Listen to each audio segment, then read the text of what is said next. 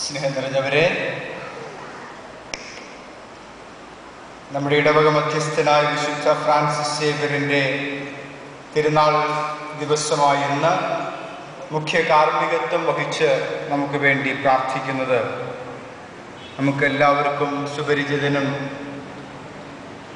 ഒരുപക്ഷെ നമ്മുടെ ഇടവക വിശാലമായ അർത്ഥത്തിൽ നമ്മുടെ ഇടവകാംഗവുമായ സ്റ്റീഫൻ ആലത്തറ അച്ഛനാണ്. അച്ഛൻ KCBC ഡെപ്യൂട്ടി സെക്രട്ടറി ജനറൽ ആയി സേവനമനുഷ്ഠിക്കുകയാണ്. അതുപോലെ KCBC സ്പോക്സ് പേഴ്സണാണ്, POC ഡയറക്ടറാണ്.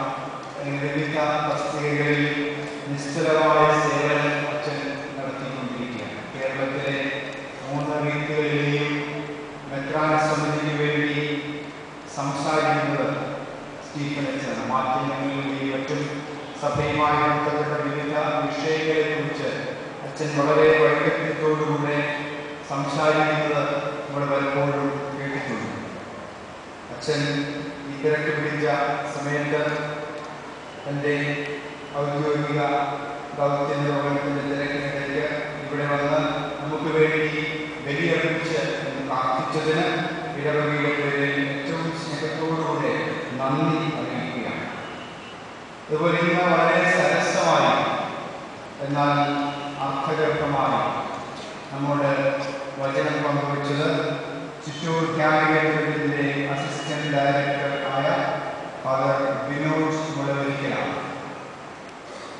ഇന്ന് അച്ഛൻ പ്രസംഗിക്കുമ്പോൾ എന്നാണ് ആദ്യം പറഞ്ഞത്. കാരണം ഇതിന് ശേഷം 1-2 ഇടങ്ങളിൽ അച്ഛൻ ഇനിയും പല പ്രഘോഷണം നടത്താറുണ്ട്.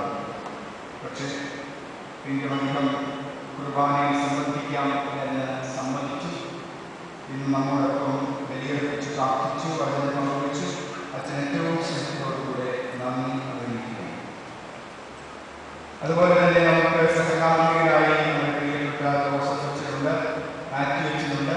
ഇതൊന്നും നിങ്ങൾക്ക് പരിചയപ്പെടുത്തേണ്ട ആവശ്യമില്ല. എല്ലാവർക്കും സുപരിചിതരാണ്.